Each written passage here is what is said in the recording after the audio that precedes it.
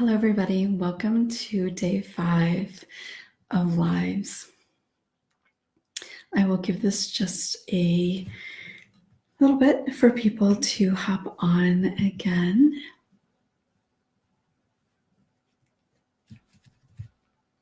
Welcome, everybody. Hello. So I'm not going to welcome people individually because I will be sharing this video publicly. But I do want to know who's here. I'd love for you to say hello. Hi, everybody. Welcome. So today, I wanted to talk about grief because grief isn't something that is particularly talked about a lot when it comes to healing. And yet, grief is kind of an overarching kind of theme or presence throughout the whole process of healing.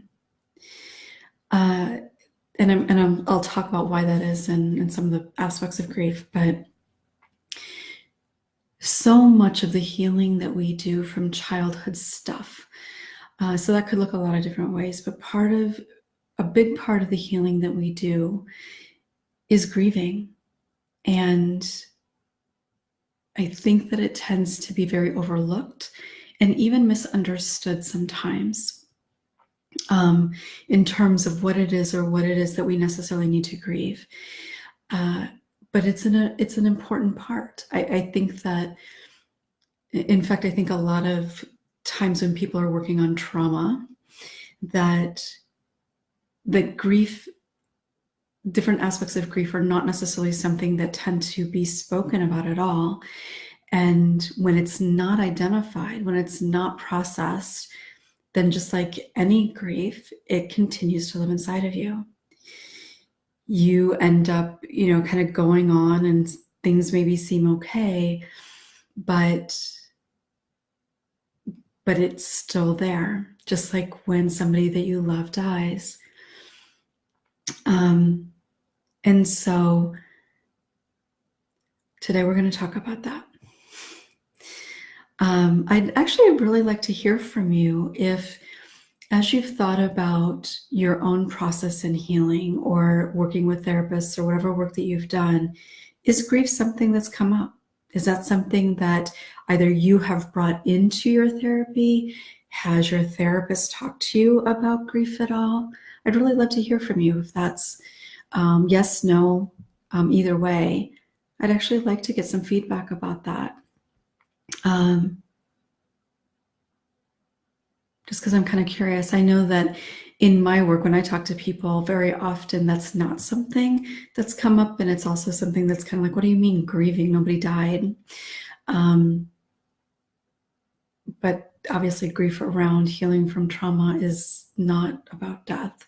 That may be a part of it depending on circumstances, but it's definitely not the biggest piece of what we need to work on in terms of healing. Hello. Good. Okay. So good. I'm glad that grief has been a part of that. So,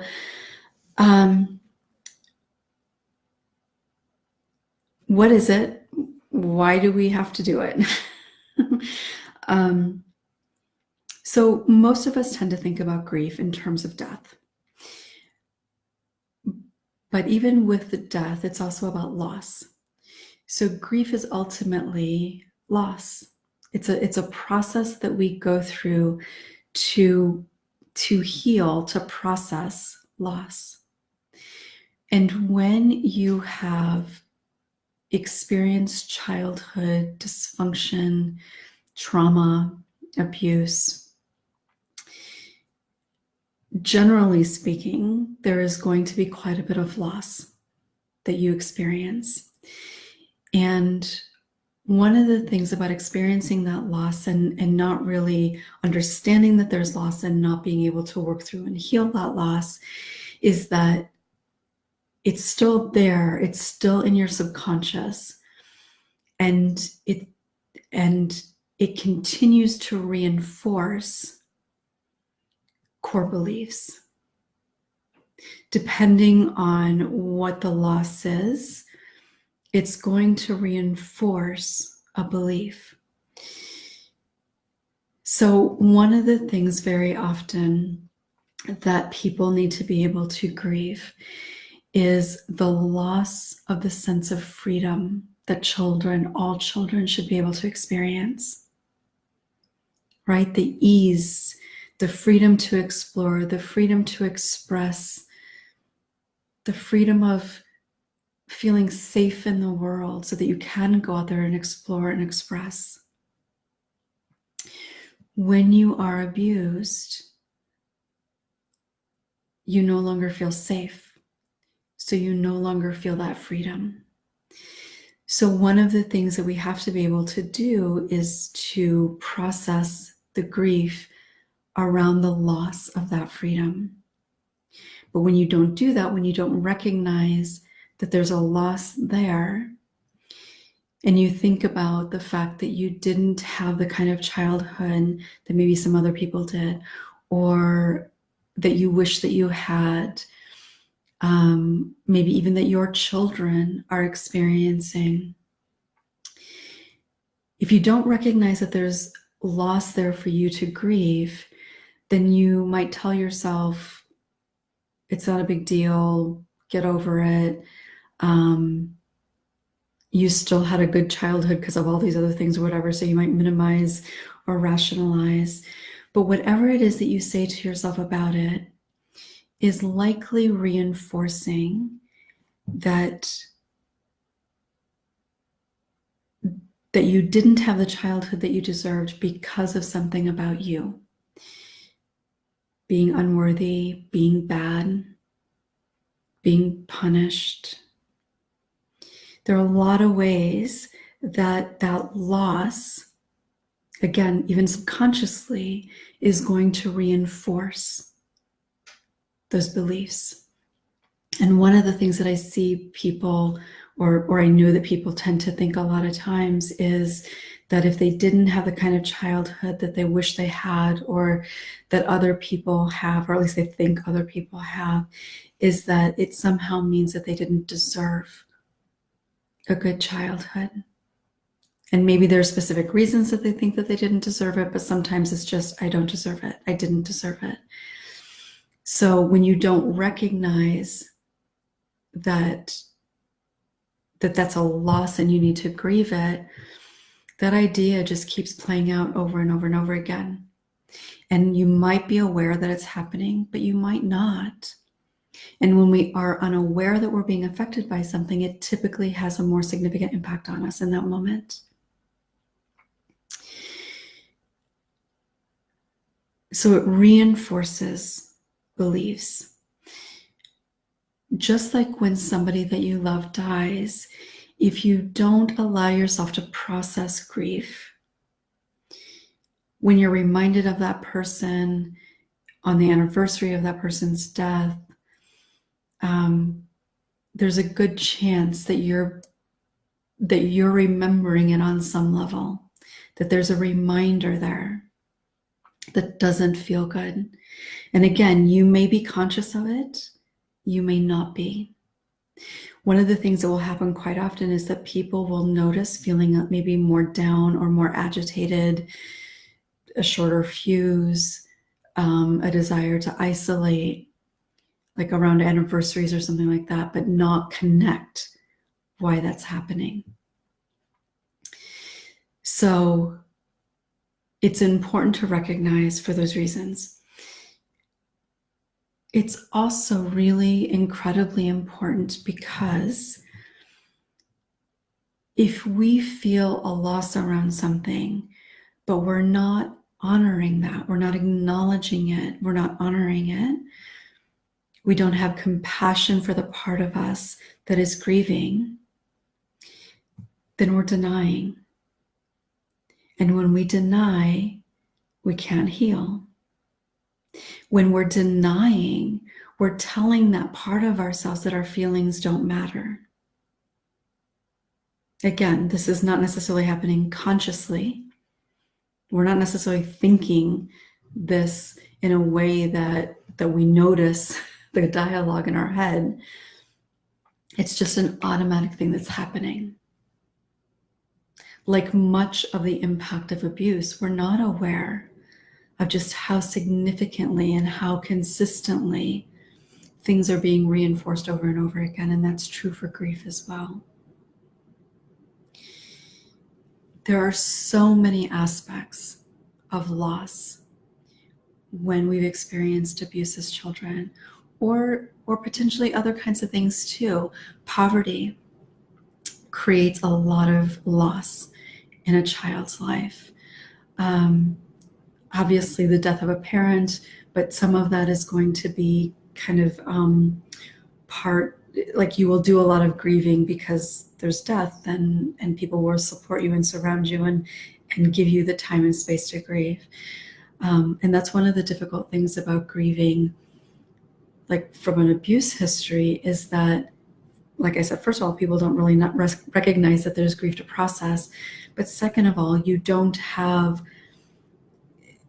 kind of the support or the community, even within yourself, to acknowledge that there's grief, that it's okay to feel different things, that it's okay to be sad, it's okay to be angry, it's okay to be in denial, all of that stuff. So some of the things that are pretty common or important for people to be able to grieve and acknowledge the loss of in childhood trauma is, as I mentioned just a few moments ago, the loss of that sense of freedom. And like I said, even within that loss of freedom, there are different pieces. Feeling safe within yourself to explore, to make mistakes, to put yourself out there, all of those things are directly affected by the abuse and the different pieces of abuse and the meaning that we attach to it and all of that. But there's specific loss. And in fact, in a post in the group today, or yesterday, I'm sorry, I don't remember exactly when it was. I know I commented on it today. Part of it was imagining what I would feel or what I would experience if it hadn't happened. And there's all these ideas about what that might look like.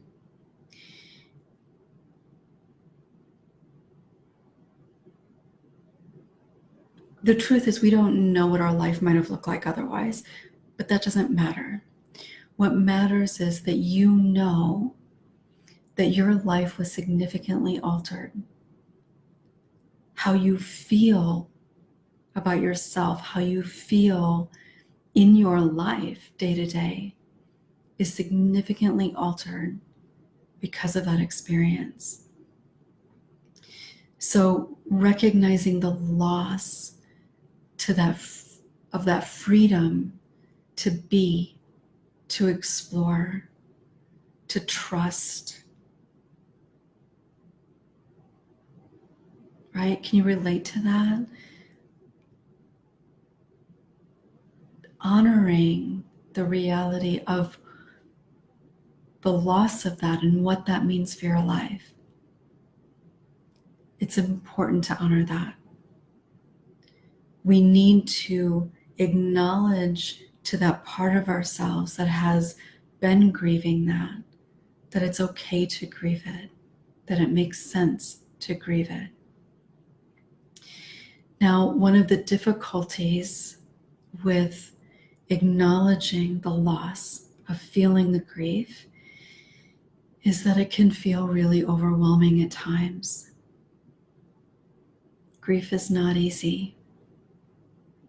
There's a reason that people handle grief in not very healthy ways. Grief is hard. Grief is painful. Grief is scary. And many of us grieve on our own if we allow ourselves to grieve at all. So yes, there may be some difficult emotions. And this is part of the reason that it's important to have support.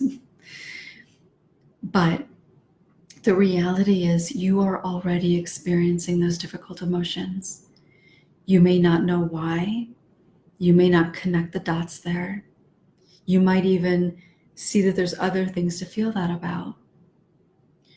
But there's a good chance that grief is being triggered because it is so overarching that it seems like it might be about something else, when in fact it may have something to do with loss, or it just may be intertwined.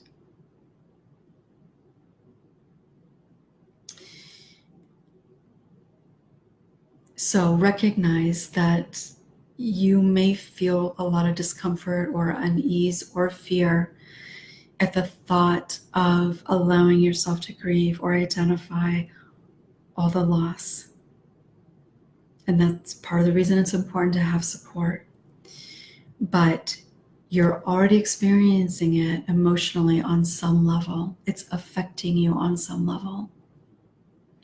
When you honor it, when you acknowledge it and you work to process it, then you can actually heal it. So that's important to recognize. So the freedom is a huge piece of the loss. Another thing that is pretty relevant to survivors of childhood abuse is the loss of protection, the loss of support that comes from a sense of betrayal,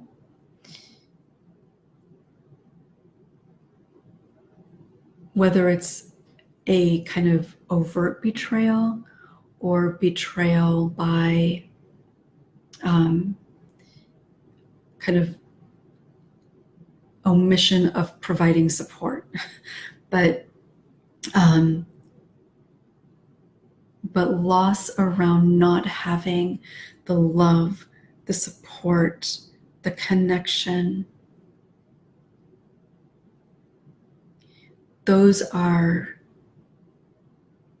some of the most complicated aspects of loss and grief.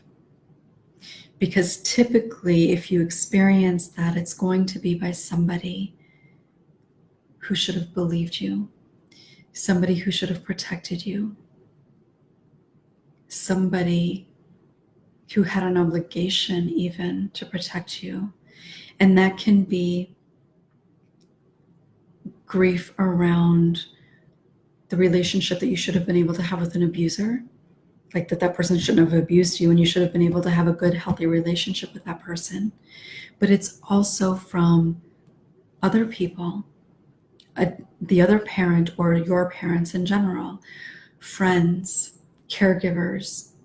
If you told anybody and they didn't believe you, or they tried to shut you down, or they blamed you, or whatever it is, then the loss of the trust in that person and the support that they should have given you, that's a really important aspect of loss that needs to be honored and healed.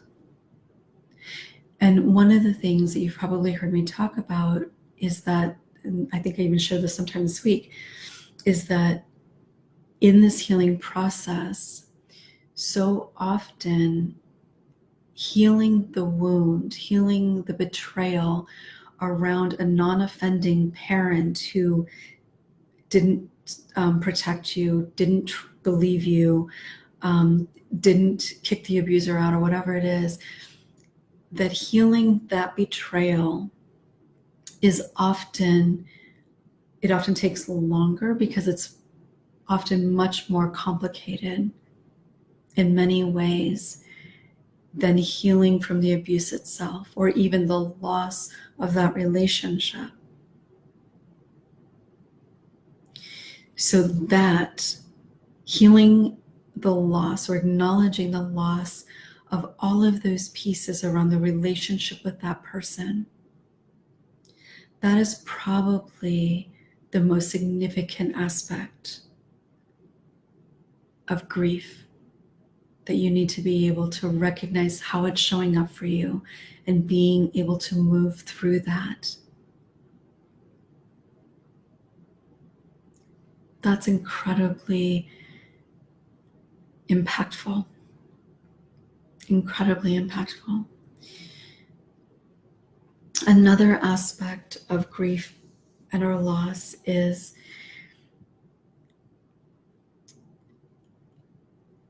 kind of the ways that you've been impacted, or the ways that you've coped that have maybe not served you very well. So maybe you had a desire for a particular career path, and because you struggled with addiction, or because you struggled with confidence and so therefore didn't go for the job you wanted, or didn't go to school, or whatever, and feel like you settled for something different. By the way, that doesn't have to be a bad thing. Like, your life could still be really good and fulfilling and all of that. But if you find that your mind goes back there quite a bit, then it's important to acknowledge that, to grieve the loss of a dream that you didn't fulfill for whatever reason. And the reason doesn't necessarily have to matter that much in terms of grief. It may matter a lot in some other aspects, but in terms of grief, that doesn't necessarily matter. What matters ultimately is that you honor the fact that there's a part of you that is grieving the life that you dreamed of. I think it can also be helpful, and like particularly in the aspect of healing overall and with a therapist, because sometimes we can get caught up in, if this had only happened, if I had been able to do this, then my whole life would be different and I'd feel completely different and everything would be perfect. It is important to recognize that that's maybe not quite so true. But we hold on to that because we haven't been able to really grieve that loss. So we hang everything on. If this had just been able to happen, then everything else would be okay. And that's not usually true, because life happens and there may be any number of other reasons that this dream that you had didn't work out. But it is important, regardless, to honor that that's something you feel like you're missing in your life. If you've not had the kind of relationships that you want in your life, either really close friendships or partnerships, because maybe you have difficulty showing up and being vulnerable, maybe you have chosen people that are not healthy for you, whatever the reason, being able to honor that there's a loss in that.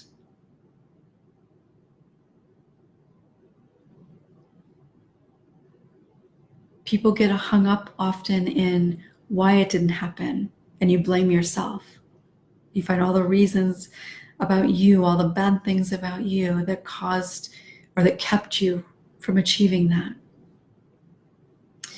Well, that's not helpful in lots of ways. And there are other pieces of healing that need to happen around that. But a big piece of that is the loss of that. Doesn't mean you might still not, you could still have it potentially.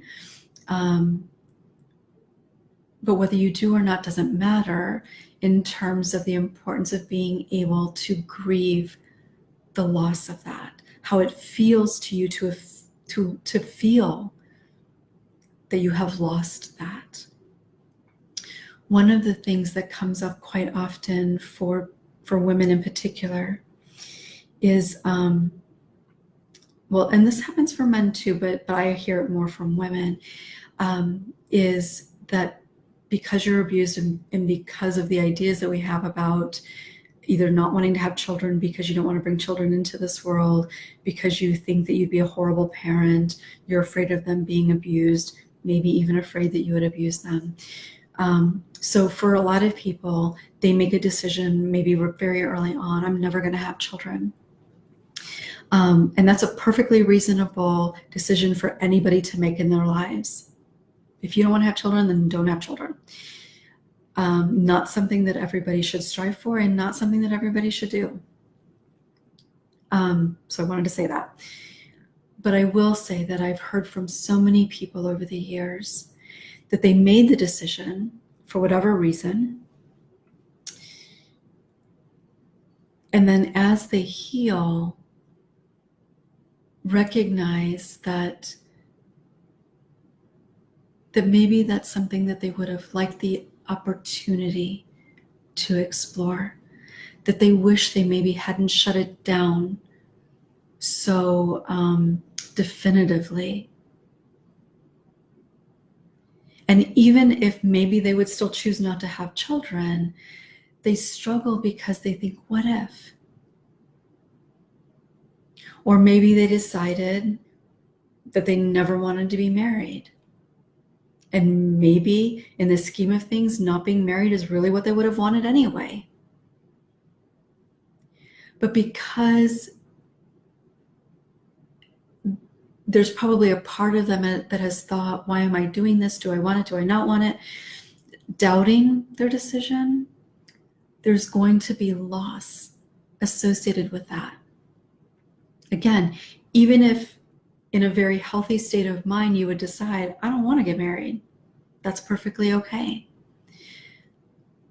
But because you can't necessarily be sure, at least when you're in this healing process, there's going to be a sense of loss that is likely going to be associated with that. So again, it's important to acknowledge that, to be aware of that if it's there, so that you can heal it. I had a client once who struggled with eating disorders pretty significantly. I've had quite a few clients who have struggled with eating disorders. But for whatever reason, with this particular client, we were having a conversation one time. And she was really struggling with not just her eating disorder, but just self-harming and not taking very good care of herself in general, putting herself in situations that were potentially unhealthy or even dangerous. And I had said to her at one time, and I don't remember the entire context, but I remember saying to her that one of the things that made me feel so incredibly sad is that she was doing so much damage to herself by self-harming, by treating her badly, or treating her body so badly, that it made me incredibly sad, because as she worked on this healing process, as she healed, she would naturally start taking much better care of herself. But my fear was that she was going to do so much damage to her body that she wouldn't be able to live out her life healthy and happy. That the damage would be so significant that she'd never be able to feel healthy in her body, that she wouldn't end up being able to do all the things that maybe she wanted to do because her body would not be able to do it.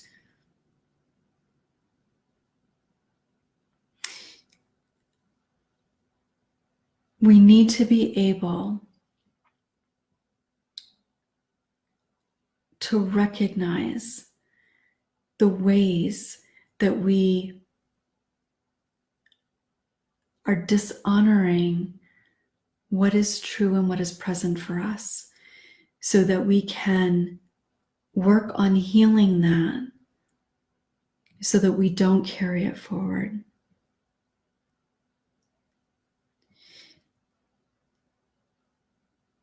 And while we are acknowledging and healing grief, kind of just like shame, if you watched the video yesterday, when you can begin to recognize the fact that there is a lot of loss, that there's a lot of grieving to do, and around what some of those things are, just the acknowledgement, the validation of that can sometimes go a long way. Just in honoring that part of yourself that has been feeling lost or sad, left behind. When we acknowledge the loss that we've been living with, there's healing that happens just in that. Now, there's more healing that needs to happen, but that by itself is actually quite healing.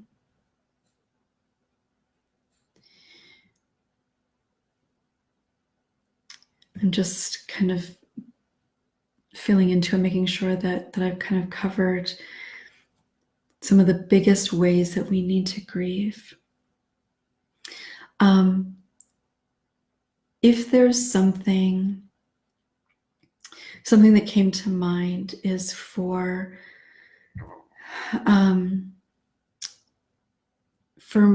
many people along the lines of like deciding not to have children or whatever. The reality is for a lot of women, there are physical reasons, medical reasons, as a result of the abuse, that you may not be able to either enjoy sex or conceive or birth children. That is the reality for a lot of women.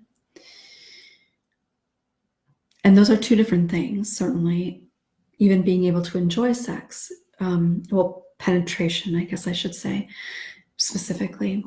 So not just psychologically not be able to enjoy sex, but medically, physiologically, having like scar tissue and stuff like that you may not be able to physically enjoy sexual intercourse, or potentially maybe not have children. It is really important to be able to grieve not just what has happened to your body and the limitations that your body may experience, but certainly the loss of what that means in your life, the complications that it may create. And even if it is more psychological, so maybe you have difficulty having sex, enjoying sex, having an orgasm, and this is certainly true for men as well, that by itself is an important aspect of loss that you've experienced in your life and is important to be able to grieve. Now, it can change. If it is psychological, that can definitely change. And even, I want to say this too, even medically speaking, if maybe not children necessarily, but if you have difficulty physically enjoying sex, there actually potentially could be some things that you might be able to do that you could talk to your doctor about that may help with that. But I know people are often too embarrassed, too ashamed to talk to their doctor about it. So if that specific thing is something that you've experienced, please talk to your doctor, because physically there may be something that you can do. Emotionally, on a psychological level, there are absolutely some things that you can do. So even if up to this point in your life, whether you're 18 years old or you're 80 years old, if you've not been able to be fully present with sex, if you've not been able to fully engage and enjoy sex, honoring that loss is really important. But know that there's some things that you can do in terms of healing that really may be able to help with that. In fact, very likely can help with that.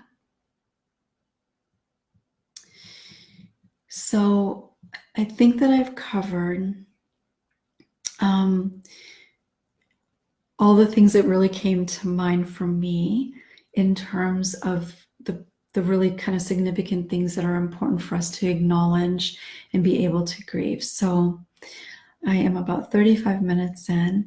So I am going to now go through and see, just respond to comments and questions. So if you've got anything you'd like to add, if you've got any questions, please feel free to share them in the comments.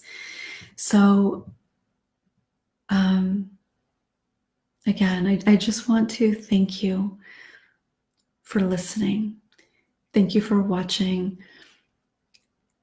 Thank you for, and this may sound weird, it actually feels a little weird for me to say this, but just in being here, whether you're live or watching this on replay, like obviously you're doing this for yourself. You're listening for yourself. You're listening to gain something for yourself. But in expanding your own awareness and consciousness and understanding, there are ripple effects to that. As we as an individual expand our understanding and consciousness around this, it kind of reverberates out into the world as a whole, certainly to the people around us, even without having to say anything. As you expand your consciousness, as you heal even, that ripples out to the people around you, to your community, to your country, and ultimately to the planet as a whole. If you were on the card reading call just a little while ago, I talked about Mother Nature. It literally reverberates out into the living existence within Mother Nature. So you may do this for your own benefit, but it goes so far beyond yourself. Okay, now I'm going to move on to comments and questions.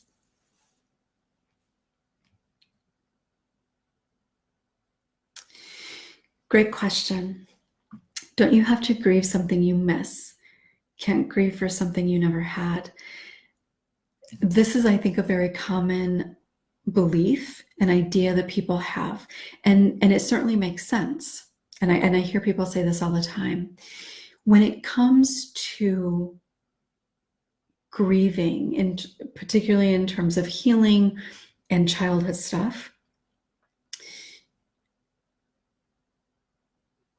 some of the most important grieving that needs to be done is around stuff that you didn't have, right? Like safety, acknowledging that you never felt safe. Think about that. If you think about a child, if there's a child in your life that you care about, or even if there's not, just a child that you see on those commercials for wanting people to donate money to these children who are dying, or you have nieces or nephews or something.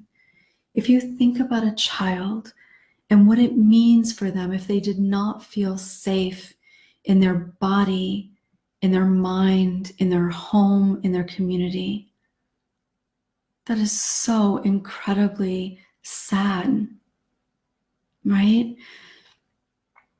And if you're watching this right now, you're in this group, which means that as a child, you did not feel safe. You may not have consciously felt unsafe. Like you never may have said to yourself, I don't feel safe. But without a doubt, if you were being abused, if you had been abused, you did not feel safe. And that child within us, therefore, doesn't feel safe.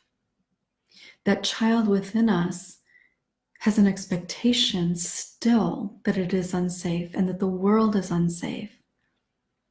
Part of being able to heal that is being able to acknowledge the loss of ever feeling safe.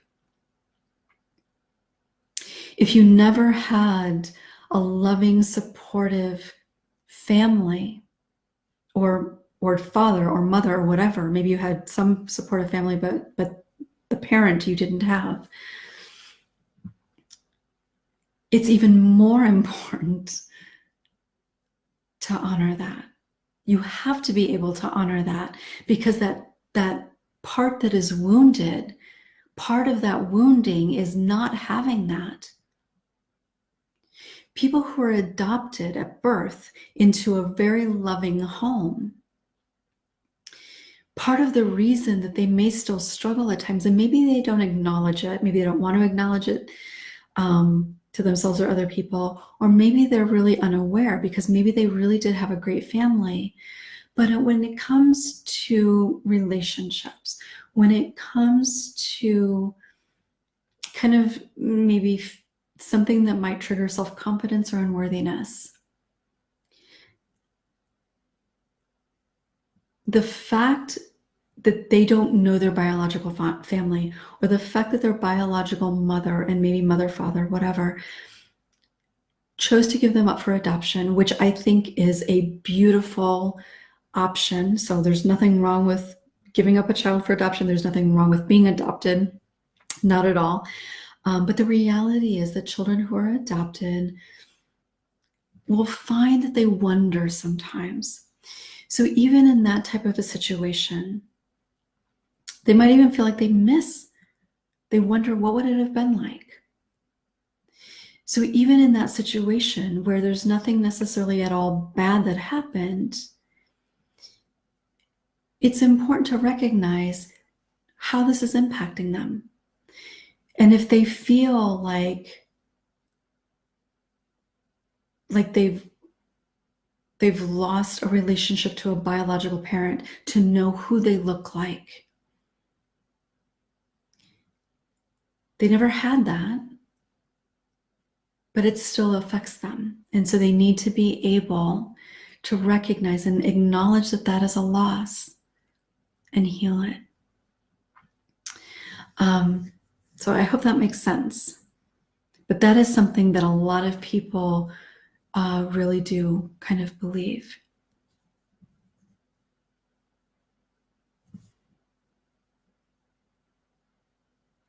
Oh my goodness.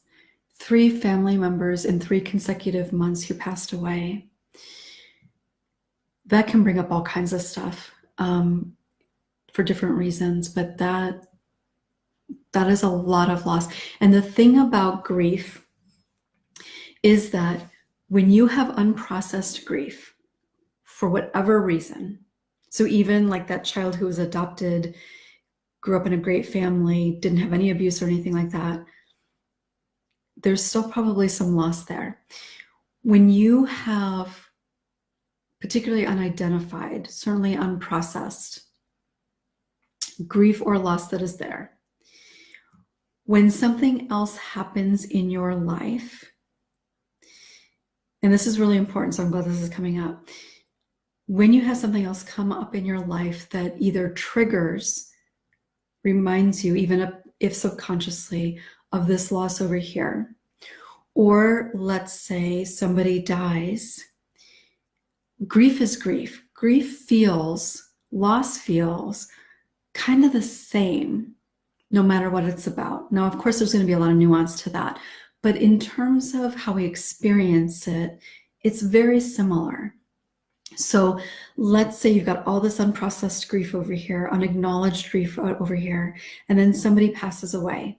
Maybe it's not even a traumatic death. Maybe you expected it. Maybe you believe that person's in a better place, whatever. But you grieve, and maybe you're even grieving in a relatively healthy way. But because that grief is there, there's a strong likelihood that this grief is going to be present as well. Maybe not consciously at all. In fact, most of the time it wouldn't be conscious unless you work to identify what's happening. But grief is grief. And so when it comes up over here in your current life, it's very likely, and in fact, it would be incredibly unlikely that it wouldn't come up and make this grief even more challenging or more intense, harder to work through, because it's not necessarily just that grief that you're working through. You're also, your mind, your heart is trying to work through this grief as well. So you might notice struggling a little bit more in some way. And obviously with 3 deaths, there's a lot of grief around that, but you might notice, or other people might notice, that you seem to be a little off of your normal self or something like that. So I'm glad that came up, because that is an important piece that I wanted to be able to address.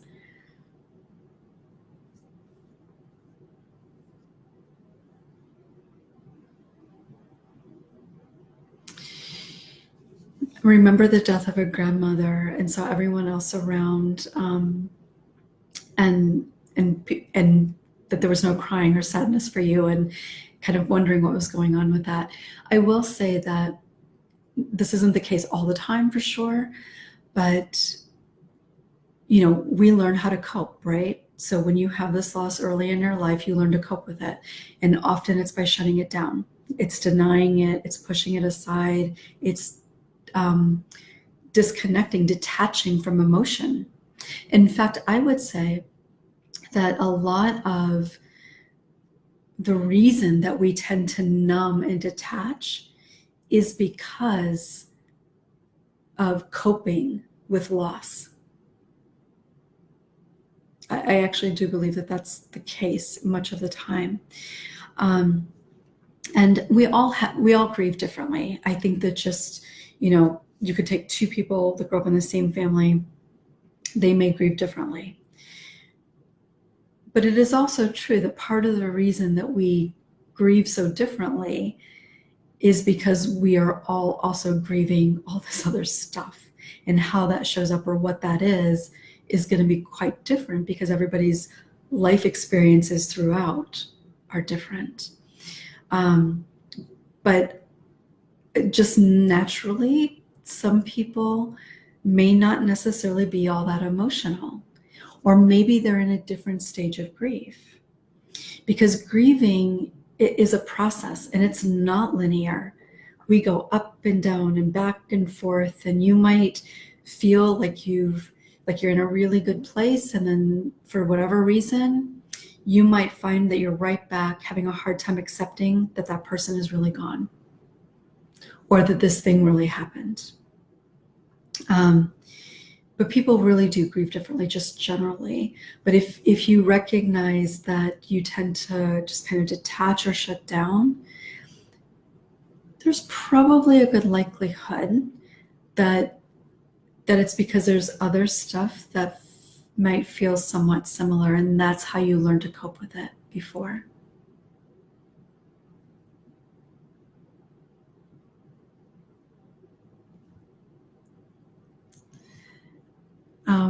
Definitely catch it on replay, and if you've got any questions, feel free to share them. Getting slapped left and right with this topic. Isn't it interesting how, even when it's not even kind of on our mind at all, but we hear something and it's like, yeah, it's there.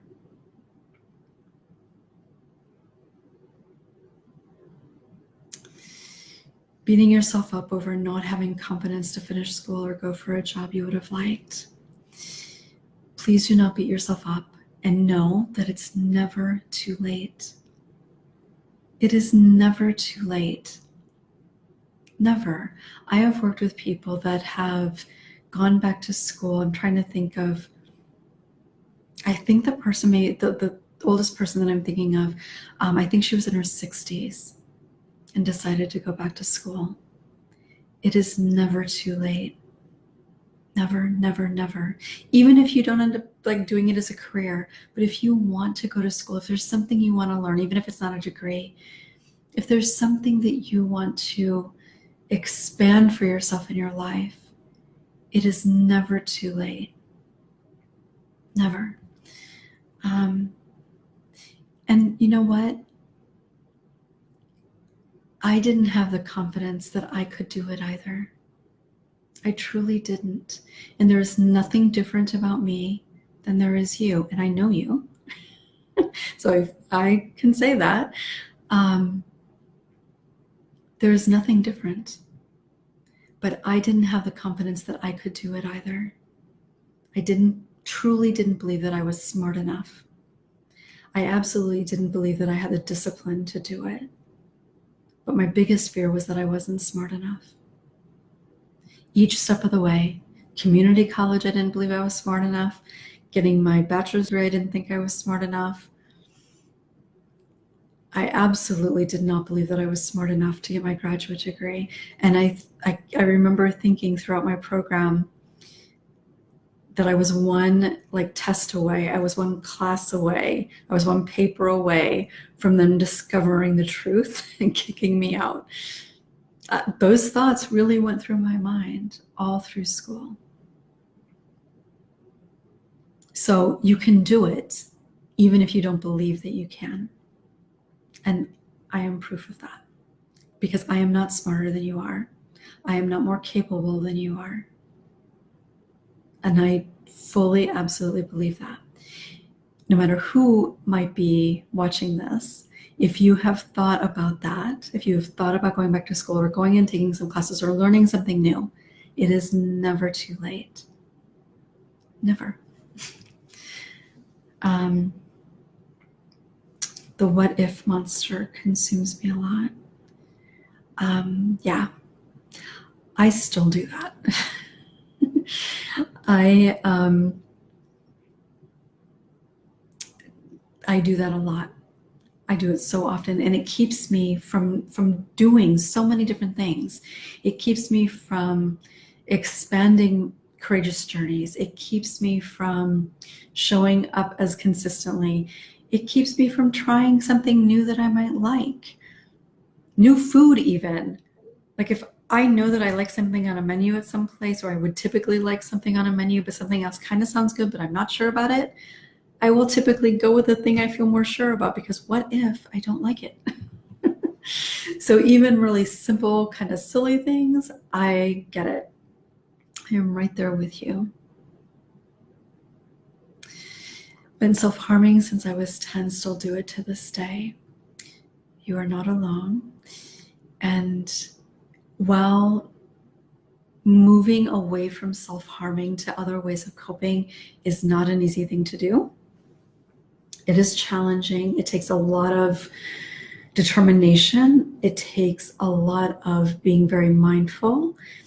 It takes a lot of being willing to reach out for support. It does happen. It absolutely does happen. So please don't give up. And please do not feel ashamed about it.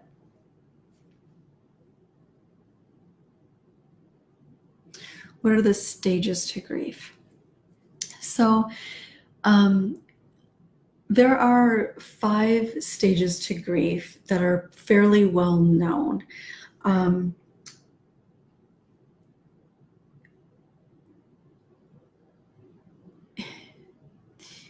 These are not necessarily stages that everybody who is healing from childhood stuff will necessarily has to go through specifically. But you might. It might kind of look a little bit different from person to person. But the thing that is most important about understanding moving through a grieving process is that we don't move from one piece to the next, to the next, to the next. It doesn't build on itself. And we might be doing really well and then come back and then do really well and then come back to this place. And so just knowing that it's not linear. And it takes a lot of time. And we may do a lot of really great work in grieving, do really well for a period of time, and then maybe something triggers grief again, and find that maybe there's some other things that are still there. So that's what's ultimately really important. But the 5 stages to grief are denial, anger, bargaining,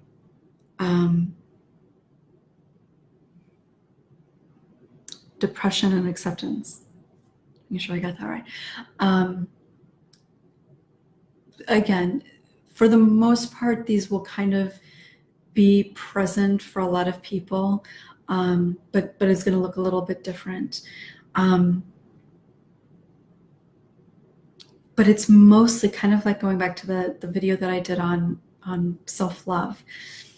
It's more about honoring, acknowledging the fact that it's there, and having compassion understanding the impact, being able to believe that you didn't deserve that loss, that you deserved more. Like that's more the work that needs to be done on grieving and healing that loss.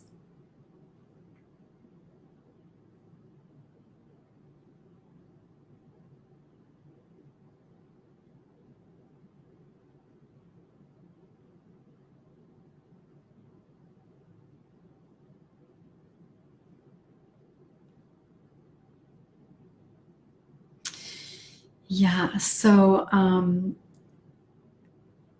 binging and purging and using laxatives. Unfortunately, your therapist shared with you what can happen when you continue to use laxatives in particular.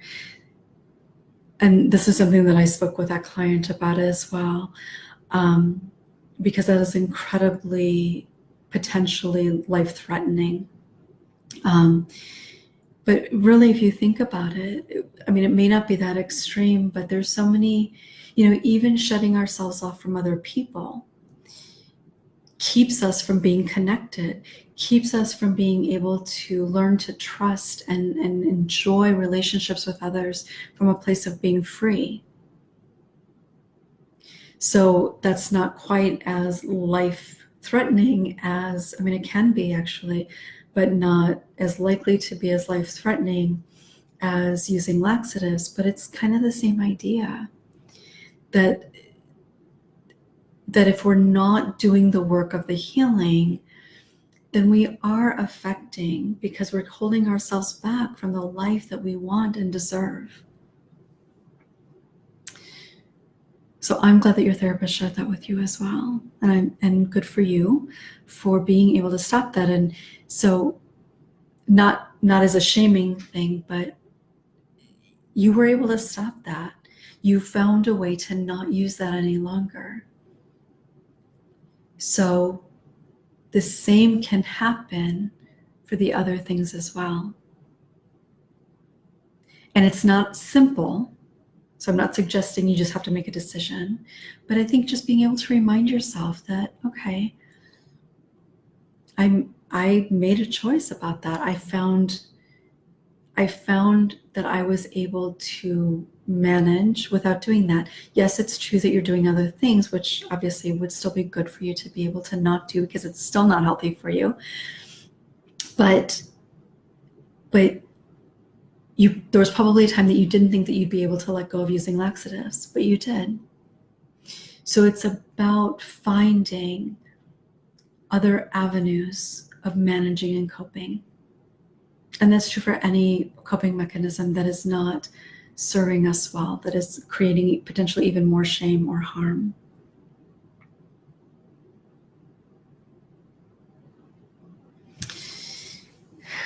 Believe you're right. Numbing and detaching was how I dealt with my past when I was in my 20s and 30s. It's really about the most effective way of dealing with really difficult stuff in our lives. And we learn to do that as children. And we will continue to do that throughout our lives until we are aware that we're doing it and make choices to do it differently. I talk often about how there's a lot in this process of healing that kind of theoretically is quite simple, which is true. But there is nothing simple about actually doing it, about practicing it. Which is why it's such a difficult process. It's such a lengthy and complicated process. But that is the reality. We learn how to cope as children, and we will continue to use those same ways of coping into and throughout our adult lives until we realize, first of all, that we're coping, that we're doing that to cope, and then have to have support and have lots of practice and being mindful about choosing something different. And it takes time for that new thing to kind of take hold, to grow roots, to become the way that we kind of more easily begin to manage and cope with stuff.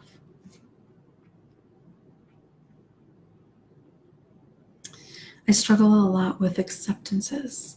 I never think I'm good enough for anything or anyone. I'm so difficult to deal with, and I have so many issues and never trust people. Who really wants to be a part of that? I feel like I don't deserve anything good.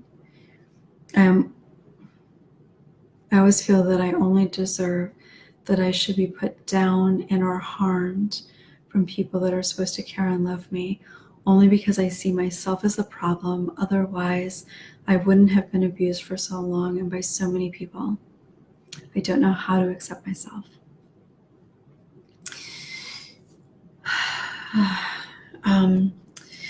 Just kind of taking that in, because what you say here is something that I think virtually all people that have been abused can relate to. Maybe some pieces a little bit more significantly than others, but there are going to be a lot of people that have abuse histories that could have written that themselves. And to be quite honest with you, there was a time that I could have written that, where I believed those things as well.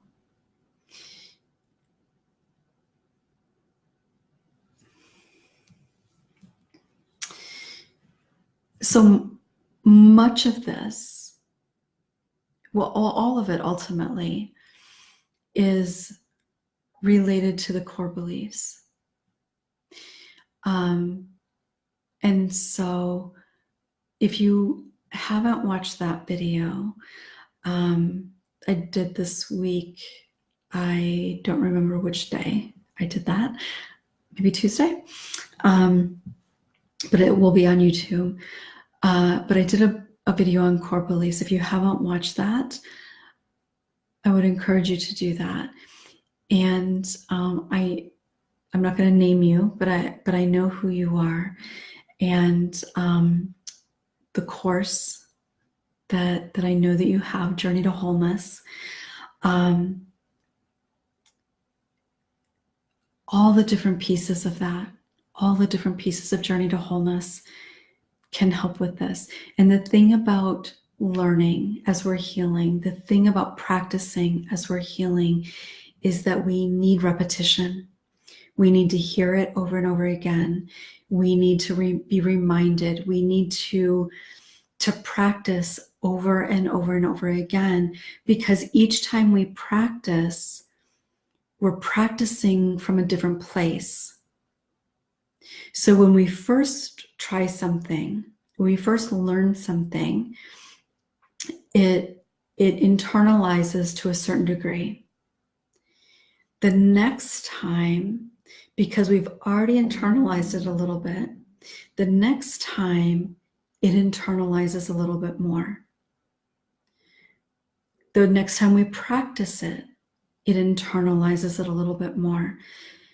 And so, even when I decided to do this challenge this week for myself to show up live every day, I put out there that I feel like I just keep repeating the same things over and over again. And so many of you said that hearing it again is helpful.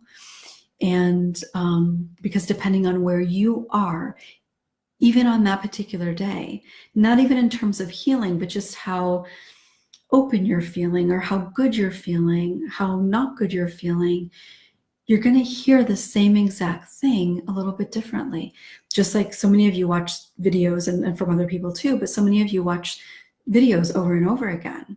And why do you do that? You do that because it internalizes a little bit more each time, because each time you listen to it, you hear it a little bit differently.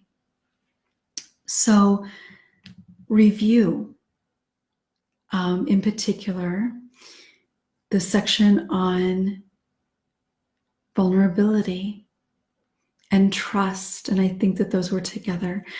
I don't honestly remember, but going back, listening to those meditations There's a meditation on being enough.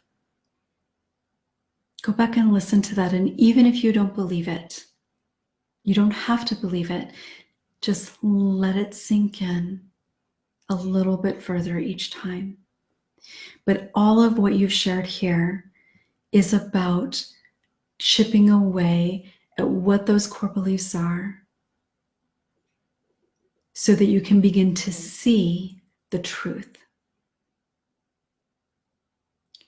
Because that's what it is. The truth of being enough, the truth of having people in your life who desire to be in your life, that is there. The truth of you being worthy, and I'm saying you, I'm speaking to everybody here. The truth of you being worthy is already there. You already are a person who is worthy and capable. You don't have to do anything different. You don't have to go to school. You don't have to achieve anything. You already are that person, but your belief is not letting you see that. So the truth, for example, the truth is here. This is your soul.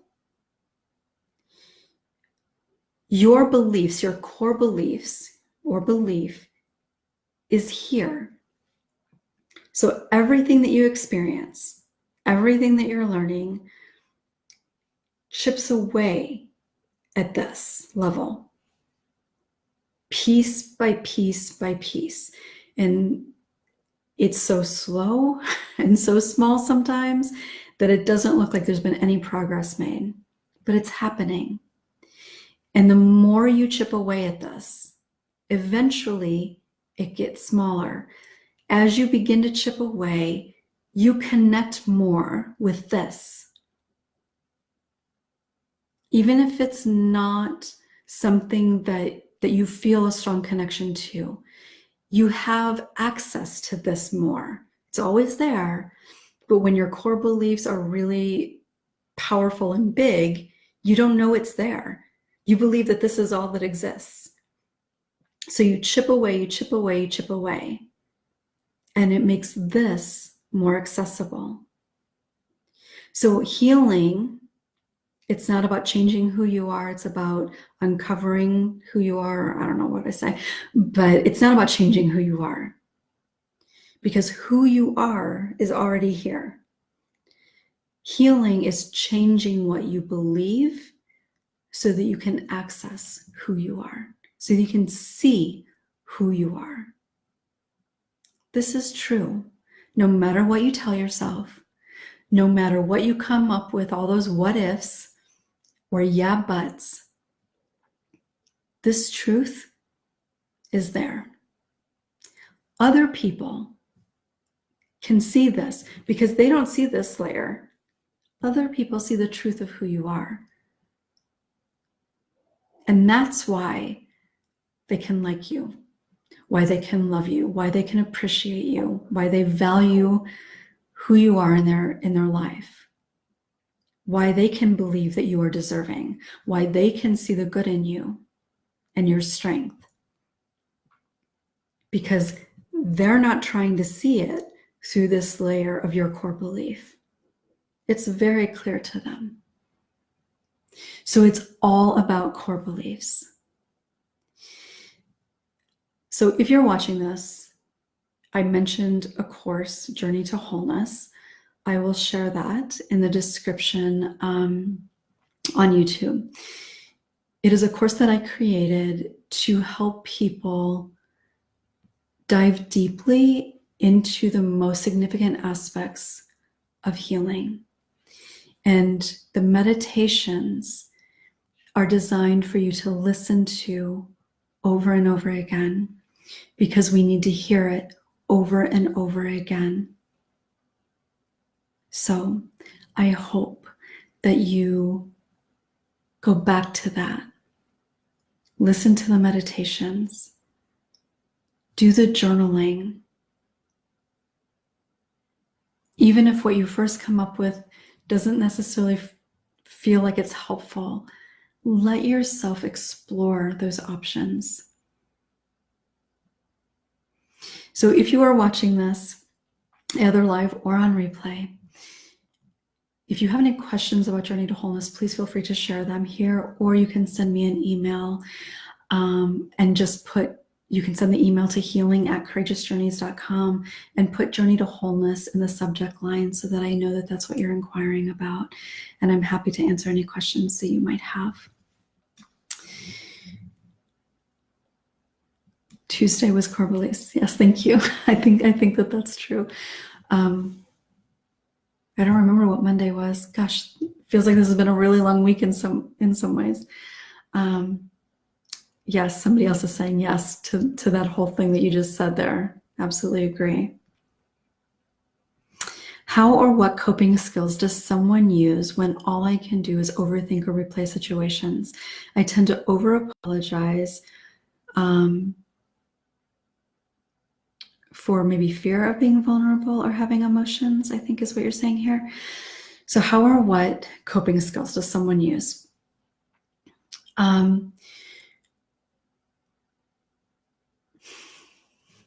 First of all, recognizing that overthinking and the desire to apologize or replaying is just part of your, in a way, it's a coping mechanism, but in some aspects, it's also part of your self-protective mechanism kicking in because you feel like you've done something wrong. And if you feel like you've done something wrong, you're afraid of a repercussion of that. So maybe somebody doesn't like you, maybe you get in trouble, maybe you lose your job. This is where like catastrophizing, going back to core beliefs, can play a significant role. So first of all, recognizing that you're doing it. Take a step back and try to say, okay, this is what I'm doing. I'm overthinking because I'm afraid. So being able to recognize, what am I really afraid of here? And then hopefully you can kind of talk yourself through it. Recognize all the other times that you thought you did something wrong and nothing bad happened. So that's considered like reality testing. So just remind yourself of some of those times. Maybe take some time and sit and reflect on some of the times, some of the big times when you overthought something and you felt so much fear inside of you that something bad was going to happen as a result.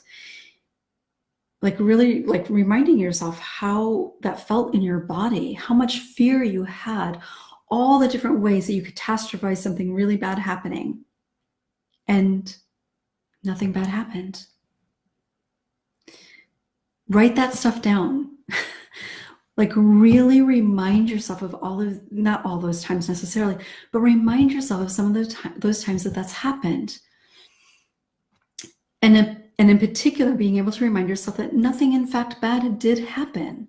That's important because then you can retrain that automatic response that fears that you've done something wrong. You retrain that physiological response to recognize that you're okay, that you're not in trouble, that you didn't do anything wrong. So I think that that's probably the best advice that I can give around that.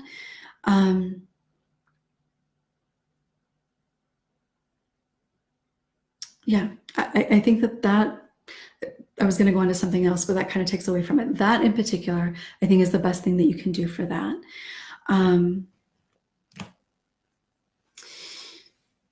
Work on also, so you say here that you tend to over apologize for having emotions.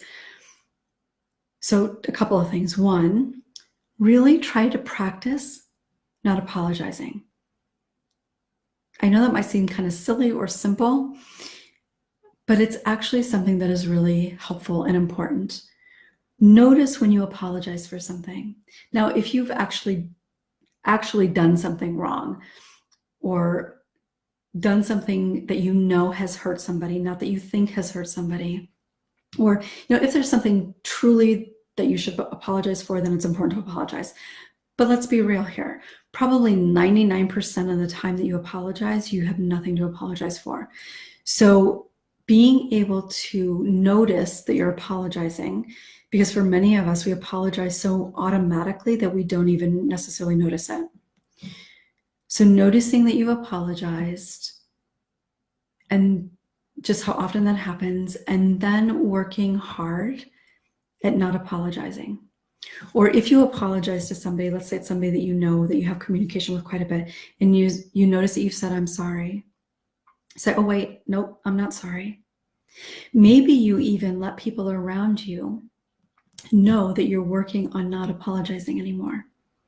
Because people around us, if we apologize all the time for stuff that we don't need to apologize for, can actually make them feel kind of uncomfortable.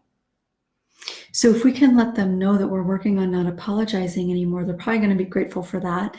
And you can kind of ask for their support in that. So if they notice that you're apologizing for something, they can point that out to you.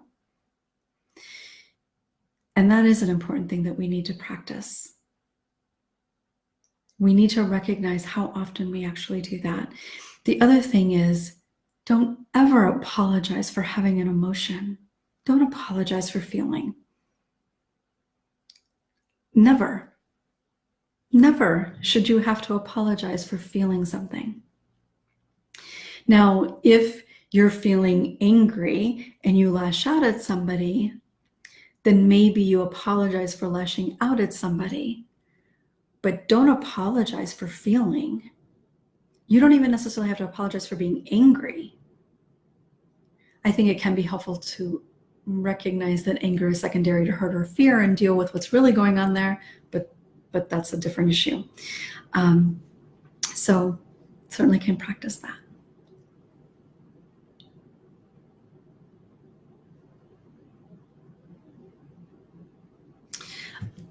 I think my biggest issue, though, with acceptance and knowing who I am, I think my grief mainly comes from is before I had so many people around me, even though they were abusing me, but they were there, which made me feel like I was important or someone cared enough. It's almost like I missed them, even though they messed with my head and my thoughts. Like, now I did something wrong for them not wanting me, which I know I am the one that left and ran as fast as I could. Like, why do I grieve over missing them? Which I know I physically and emotionally don't miss them, but sometimes mentally I feel like I do. How do you change this? Why is this a part of grief? So actually, I think that there are a lot of people who can relate to this. And I think that you kind of answered it in a way yourself. So ultimately, so let me kind of try to just kind of conceptualize different, maybe a little bit easier for me to be able to express a response to.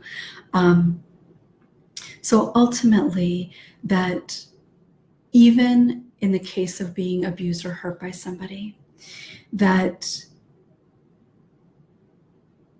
there's still connection there. There's still an interaction. And we, even if very covertly, on a very subconscious level, like we know that we don't want it, but the attention can feel good. Especially if you don't really have healthy attachment anywhere else in your life. And the reality is, for many people who are abused as children, sexually abused as children, there isn't. So the attention, even if it is painful emotionally or physically, we do still gain something from that. It doesn't mean you want it, doesn't mean you like it, but that is the reality. And it can make you feel that you are valued, that you matter, that you have something to offer the world. And this is something that a lot of people can relate to as well. And in some ways that feels good. I know that that was something that I really struggled with. I believe that the only way that somebody could even remotely have an interest in being around me somehow had to have something to do with what they could get from me sexually. So therefore, the only people who could actually value me in any way, and I wouldn't have even said that they valued me, would have been if I could give them something sexually, which obviously is not a healthy thing, but that is the reality for a lot of people. The way that, and this is the way that we make sense of things in our mind, is not typically ever actually true, but we believe it for a reason. So, sorry, I just want to kind of go through this again quickly. Having so many people around you, which made you feel like you were important. Of course it did. Don't feel ashamed of that. Please don't ever feel ashamed of that. Of course you did. And the thing about this kind of stuff is that it often originates as a young person, and we attach the meaning that we do to it because we are young and our brain isn't developed and all of that. But once you've experienced that and you have an idea about what it means, what it says to you, that's just repeated over and over again. So just because your brain is developed, just because you might be learning some different things, you've already completely formulated that belief. So it will keep being reinforced over time. So even as a teenager or an adult, that original belief is going to keep being repeated over and over again.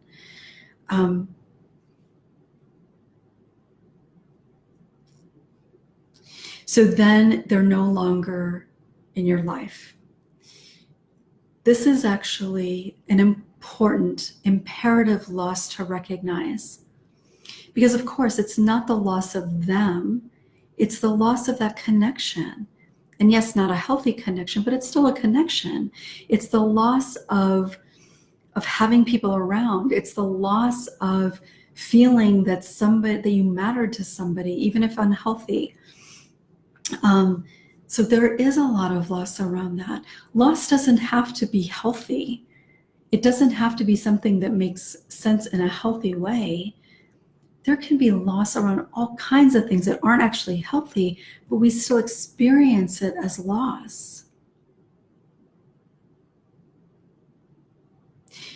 One of the things, so I was thinking about the first thought that came to mind. I know my mind goes off in these places. The first thing that came to mind is that people who are sexually abused as children, not all the time, but quite often, even if that same abuser is still in their life, they will often get to an age that the abuser no longer abuses them. And there are reasons why that happens. But one of the things that will happen is that if the abuser stops abusing you, you will often wonder what you did wrong. You'll think that they don't love you anymore if you thought that maybe that was love. You will feel like you have no value. I mean, there's so many thoughts that might go through your mind. And part of that experience will be loss. Because quite often, if they stop abusing you, they don't suddenly turn into the person that they should have been for you in the first place. They might treat you badly, or they may not acknowledge you exist at all. So there is absolutely going to be loss with that. There's absolutely going to be loss with that.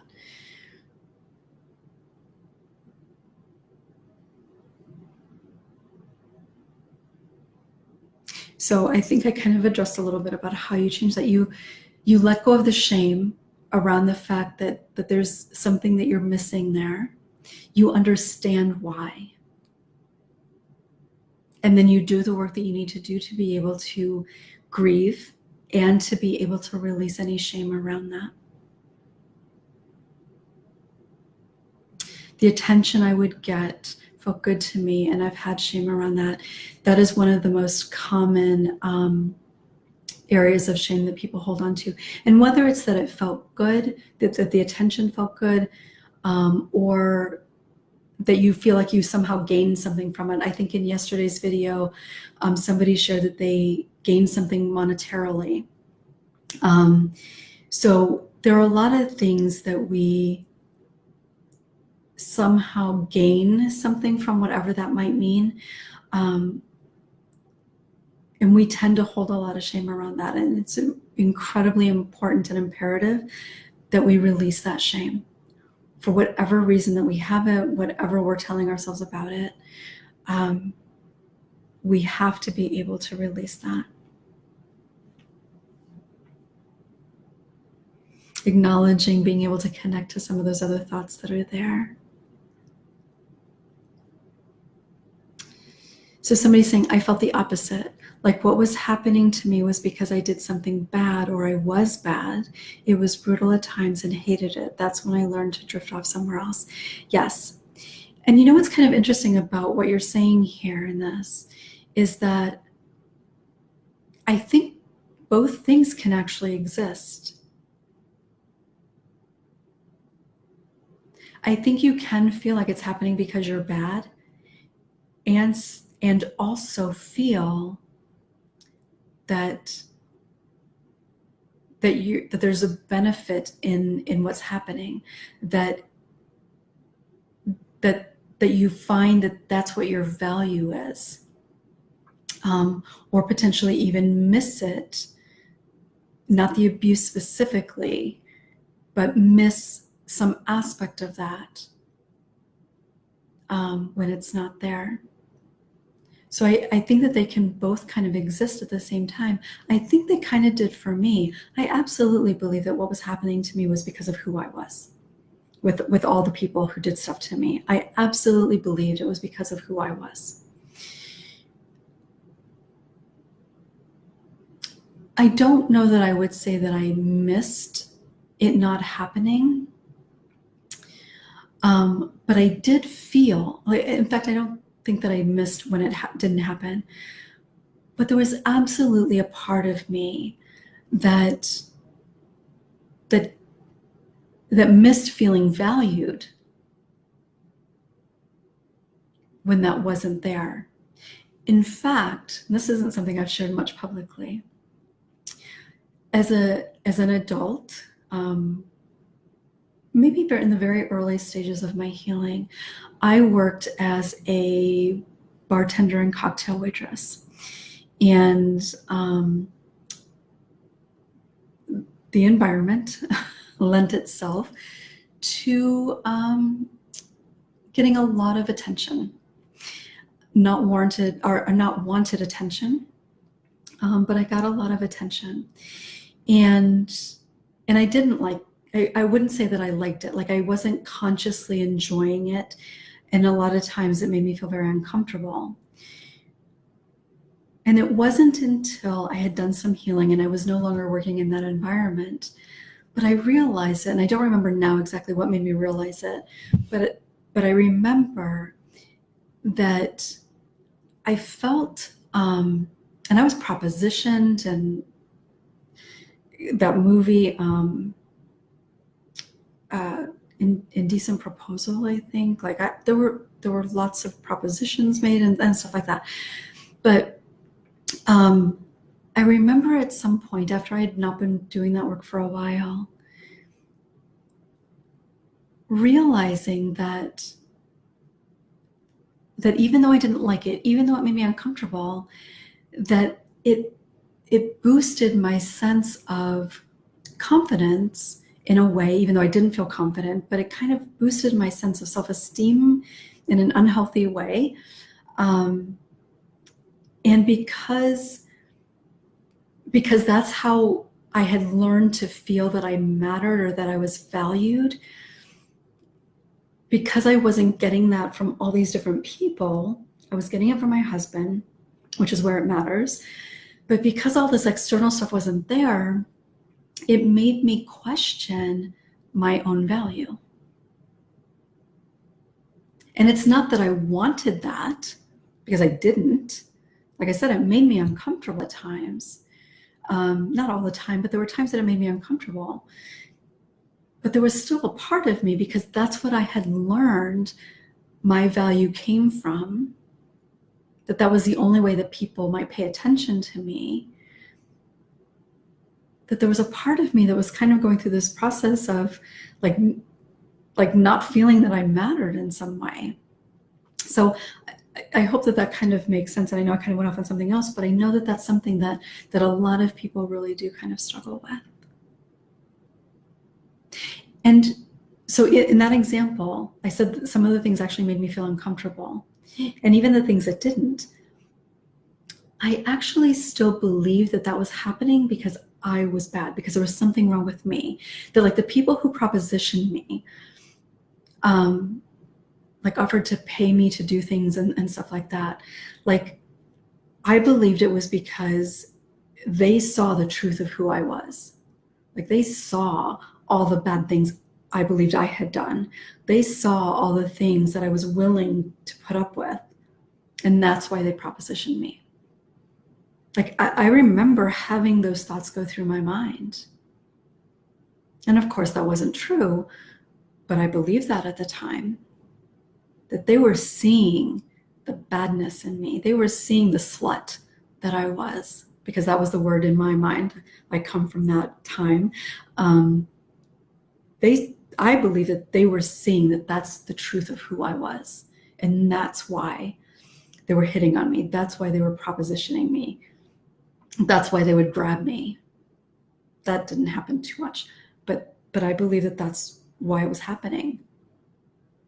And I believe that because it was because I was bad, because I deserved it, I put up with it. And I know that there are a lot of people who can relate to that kind of stuff as well. For me, it was special attention, yes. And that is something that a lot of perpetrators, even if they don't say it specifically, they will create this circumstance that makes it feel that way. And they're very deliberate in doing that. I remember, because I had already been abused by so many different people, and I believe that it was something about me, I had a friend, and there was somebody that lived near her. It was an older gentleman and his wife. And I don't really remember if he was like if he made things, or I don't remember exactly the circumstance, but I remember like that we would go there. She knew him better than I did. We would go there. And I remember having the sense, and I was probably, I don't know, maybe somewhere around the age of 10. But I remember having the sense that he was probably going to abuse me. And yet I kept going. But I remember just kind of feeling like, here's another guy who's going to abuse me. He didn't. And I never really gave it that much thought at all. But years later, I heard, if I understood correctly, I heard that he had actually abused, I believe it was my friend, not when I was there, but at other times. And at that time that I heard that, so I was already an adult. I might have even done some healing at that point. I don't remember for sure. But when I heard that, the thought that went through my mind, and it was somewhat conscious, but it was also very subconscious because of the impact that it had on me. But the idea went through my mind, why didn't he abuse me? Of course I didn't want him to abuse me. Never would I have wanted him to abuse me. But in that moment, because of everything that I had believed, and I believe that it happened because of me, and not because I was good, but because I was bad. But because he didn't abuse me and he abused my friend, or he abused other people, the thing that went through my mind is, why didn't he choose me? And it certainly wasn't a good thing that went through my mind. It was that I wasn't good enough, whatever that would have meant. But it was that I wasn't enough. I wasn't good enough. I wasn't maybe pretty enough, because of course at that time, in my mind, it had something to do with whatever. But I was going to find reasons that I wasn't enough for him to want to abuse. Now, for a lot of people, maybe even people listening to this, but certainly other people that maybe haven't been abused or don't understand abuse, somebody might hear this and think, oh my God, that woman is messed up. And the reality is I was. At that time, I believed a lot of things about me that were not true. I believed a lot of things about me that were incredibly harmful to believe. But because I believed those things, I wondered what was wrong with me that I wasn't good enough to abuse. And I've actually had people that I've spoken with who have had kind of similar things. I wrote a post some time ago on Facebook in a moment of truth about my father. On one particular occasion, I thought my father was going to abuse me and he didn't, and that there was a part of me in that moment that was both relieved and also confused. Like, why didn't he? And of course I didn't want him to, but I thought it was going to happen just based on experience. And then again thought, why am I not enough?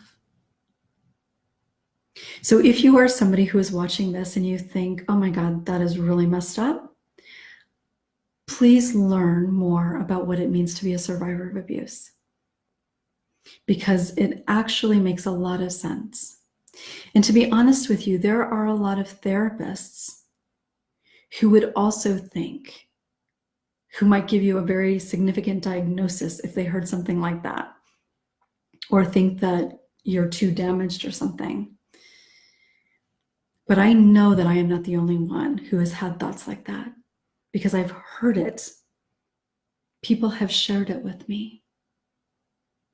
And I know that I kind of went off a little bit there, but I know that I'm not the only one. And so if you are somebody who has thought that or felt that, know that you're not alone, and it's not something to be ashamed of. I certainly did carry a lot of shame about that, though, for a long time. I was told I was Grandpa's special girl. Yes, that is something that perpetrators do, because they know if they can make you feel special, even if they never even speak it, but if they can make you feel that you won't blame them. Because who doesn't want to feel special? Who doesn't want extra time with somebody that they love? Who doesn't want to be loved by that person?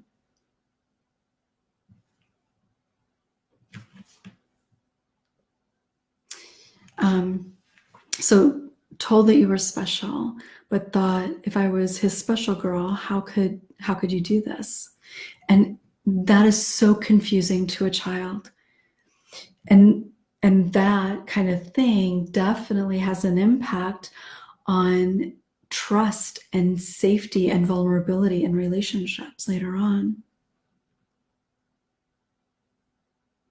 Yes, obviously, I mean, there would be so much confusion, so much confusion, in fact, that you kind of have to shut part of that down. And you would also then, the drive to make it about you would become even stronger, because he's telling you that you're special because of it. So you need to be able to believe in that.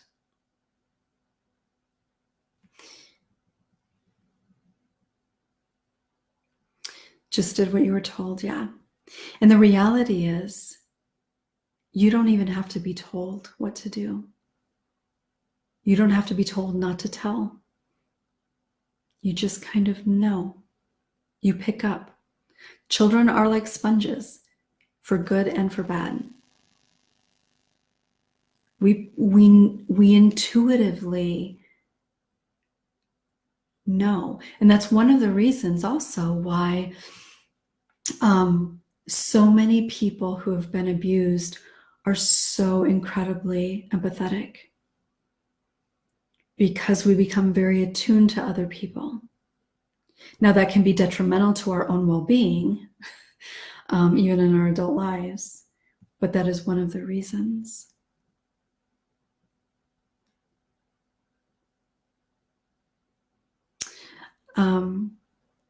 So anything that's creating shame, please go back and watch that video on shame.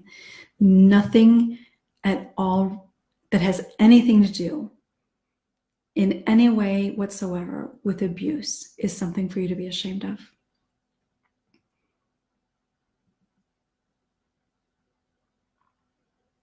Grieving and letting go of keeping the family secret. Yes, this is a really big one too, and has so many different kind of layers to it as well. This is definitely a big piece.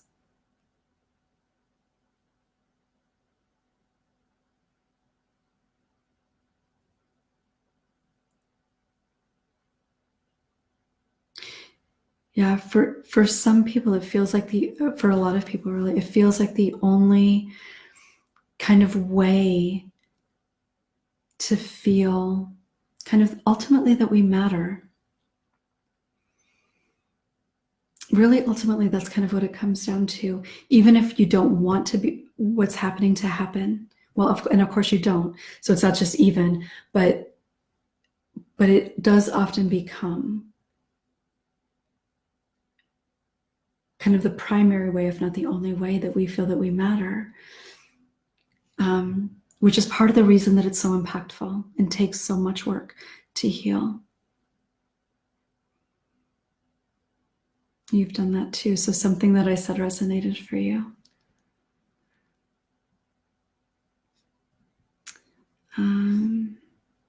Yeah, so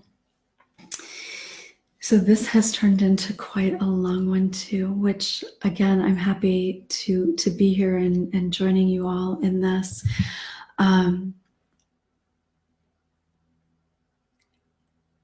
Thank you all for sharing. If you are watching this on replay and you want to share something, please feel free to share.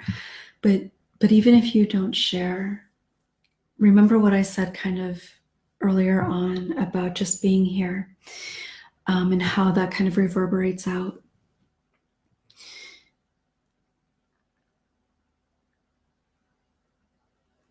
What you've heard me talk about in this week or in any other video that you've watched, or anybody else that you've heard talk about this stuff, keep in mind that idea that this process is about learning and understanding, but we have to be able to internalize it, and we internalize it layer by layer by layer. And it's not just like a 3-layer cake. It is like a really flaky, really, I can't think of the word, like a pastry, but just like there's so many flaky layers in there. Like it's layer by layer by layer. We have to be reminded. We have to continue to have experiences. We need other people to keep reminding us who are in our lives. We need to have practice. Layer by layer, we internalize it. Layer by layer, we chip away at that core belief. Layer by layer, we get to see the truth of who we are. And that is what healing is. So thank you, everybody, for joining me. Thank you for being here. Thank you for your questions and sharing your experiences. This really is so helpful for everybody who's listening. I really think that the Q&A part of this is oftentimes even more helpful to people who are watching this on replay, or even watching it live, but certainly watching it on replay, because they see themselves, not just in me, or not just connecting to what I'm saying, but when you share things, when you share questions or share your experience, they have even more that they connect to, which helps them know even more deeply that they're not alone. So thank you everybody for being here. I hope that you I hope that you have a beautiful rest of your weekend. And I will look forward to seeing you again soon. This challenge has been interesting for me, and I keep hearing, even from friends, that it's about showing up. And so it has been a challenge for me this week to carve out the time and to feel like what I had to say was worth showing up to say it. And so I will maybe not continue to challenge myself to show up every day, but I am going to challenge myself to show up, even if I'm not necessarily feeling this brilliant idea come to mind, and just show up anyway, right? Because ultimately that's what it's about. So thank you everybody for being here. I will look forward to seeing you again soon. Enjoy your weekend.